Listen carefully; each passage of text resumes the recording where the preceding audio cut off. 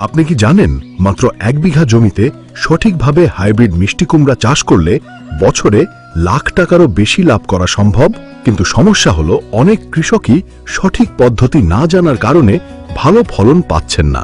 আজকের এই ভিডিওতে আমি আপনাদের দেখাবো হাইব্রিড মিষ্টি কুমড়া চাষের সম্পূর্ণ পদ্ধতি। কোন মাটিতে সবচেয়ে ভালো হয়, কোন সার কত দিতে হবে, পোকামাকড় ও রোগের 100% কার্যকর সমাধান এবং সবচেয়ে গুরুত্বপূর্ণ কিভাবে ফলন দ্বিগুণ বাড়াবেন।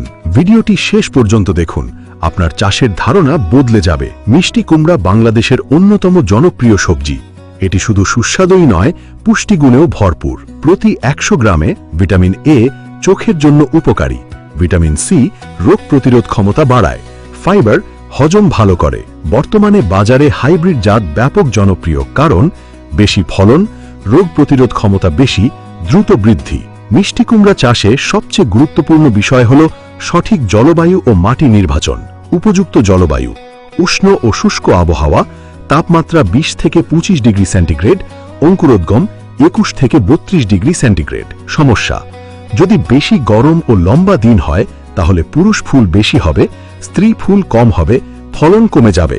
মাটি দোআঁশ বা এঁটেল দোআঁশ, জৈব পদার্থ সমৃদ্ধ, চড়া অঞ্চলের পলিমাটিও ভালো। সঠিক সময়ে বীজ বপন করলে ফলন অনেক বাড়ে। সময়: শীতকাল অগস্ট থেকে ডিসেম্বর, গ্রীষ্মকাল ফেব্রুয়ারি থেকে মে। ভালো ব্যবস্থাপনায় সারা বছরই চাষ সম্ভব। এখন আসি সবচেয়ে গুরুত্বপূর্ণ ধাপে: জমি প্রস্তুতি। ভালোভাবে চাষ ও মই দিতে হবে, আগাছা মুক্ত করতে হবে, পানি নিষ্কাশনের ব্যবস্থা থাকতে হবে। মাদা তৈরি।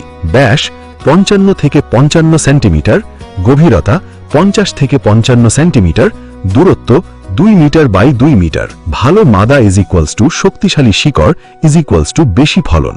বীজ বপনের আগে ছোট্ট একটি কৌশল: 24 ঘন্টা পানিতে ভিজিয়ে রাখুন, অঙ্কুরোদ্গম দ্রুত হবে। নিয়ম: প্রতি মাদায় 2টি বীজ, গভীরতা 2 থেকে 3 সেন্টিমিটার।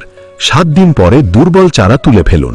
বীজের হার প্রতি একরে 0.3 থেকে 0.5 কেজি।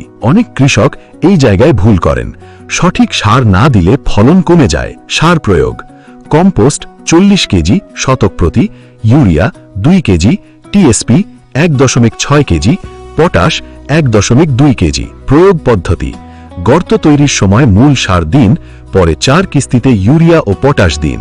মিষ্টি কুমড়া পানির প্রতি খুবই সংবেদনশীল। নিয়ম: প্লাবন সেচ নয়, শুধু গোড়ায় পানি দিন, 5 থেকে 7 দিন পর পর সেচ।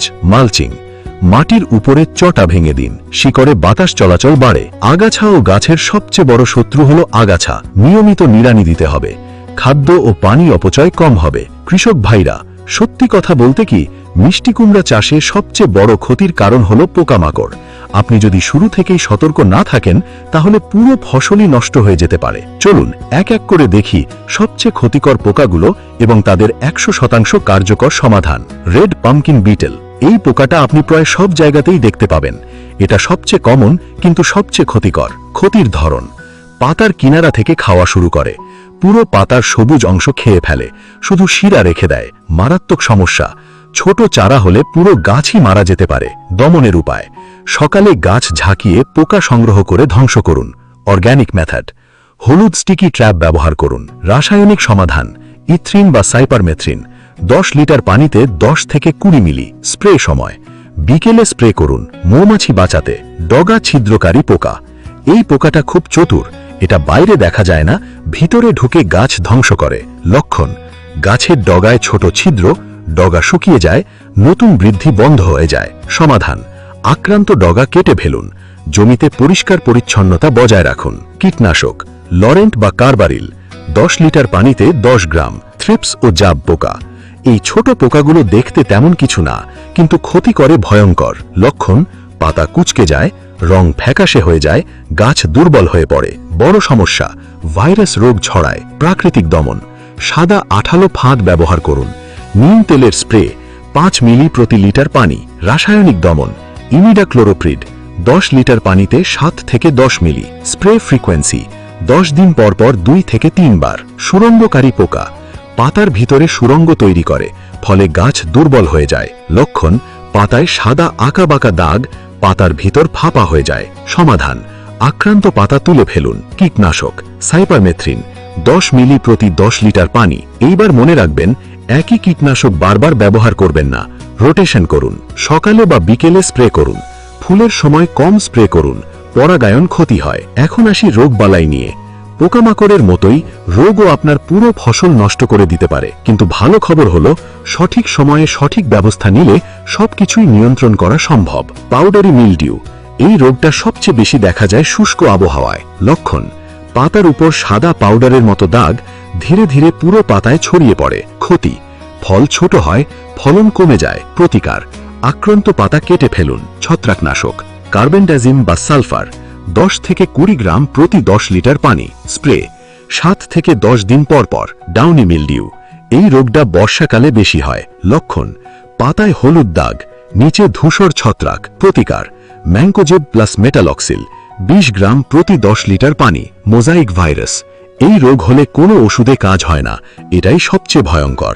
লক্ষণ: পাতায় মোজাইক বা ছোপ ছোপ দাগ, পাতা বিকৃত, গাছের বৃদ্ধি বন্ধ হয়ে যায়। কারণ: সাদা মাছি, হোয়াইট ফ্লাই। সমাধান: আক্রান্ত গাছ তুলে ফেলুন, বাহক পোকা নিয়ন্ত্রণ করুন, ইমিডাক্লোরোপ্রিড স্প্রে করুন। গামি স্টেম ব্লাইট, গাছের কাণ্ডে আঠার মতো পদার্থ বের হলে বুঝবেন এই রোগ হয়েছে। লক্ষণ: কাণ্ড পচে যায়, গাছ শুকিয়ে যায়। প্রতিকার: রিডোমিল গোল্ড 20 গ্রাম প্রতি 10 লিটার পানি। পাতায় দাগ রোগ।